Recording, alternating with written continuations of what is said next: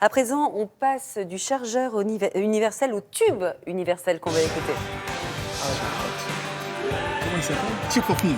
Tears for Ah, Fears. Tears for Fears. Très Bien bien, ouais. joué, Annie, c'est exactement. Ce morceau doit forcément vous rappeler à tous quelque chose. L'un des plus célèbres groupes des années 80 avec plus de 30 millions d'albums vendus. Alex Jaffray nous révèle justement ce matin les secrets de fabrication de Shout qu'on vient d'écouter.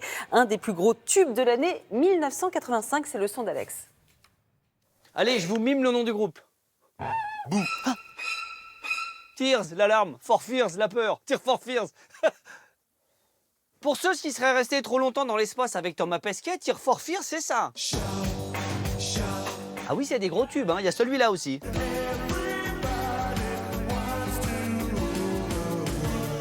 Vous avez aussi leur époque Beatles. Tears for Fears, c'est un duo. Roland Orzabal et Kurt Smith. Et leur premier gros tube, c'est quand même Shout. Et la première idée de Roland Orzabal, c'était de faire un mantra qui répéterait Shout en permanence, sur cette rythmique. À un moment donné, le producteur il dit « c'est bien, mais il va manquer des trucs ». Chris Hughes, le producteur, il commence à rajouter des trucs. Bon, tout va pas servir. Hein. Il rajoute une petite basse.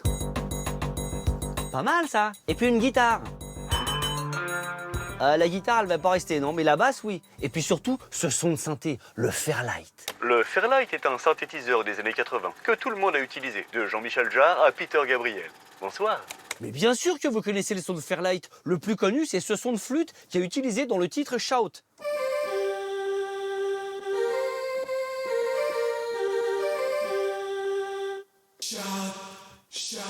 Arrêtez de crier.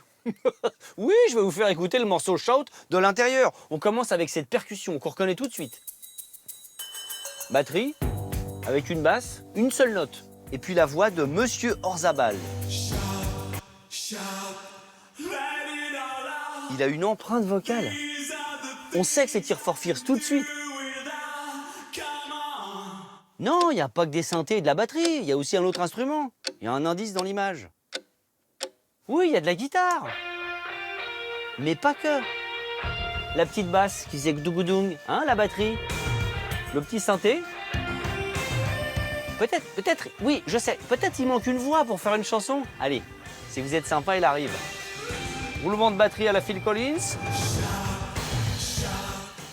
Oui, dans le courrier des lecteurs, on m'a dit pourquoi ils ont appelé ça Shout? Parce qu'ils crient. Oui, ça crie un peu, hein. J'ai la voix toute seule avec les chœurs, écoutez bien. Oui, il y a un peu de colère. C'est bon, mais ils sont énervés. On donne une petite camomille à Alex. C'est Shout. Shout. Et vrai, je dis Shout. Non.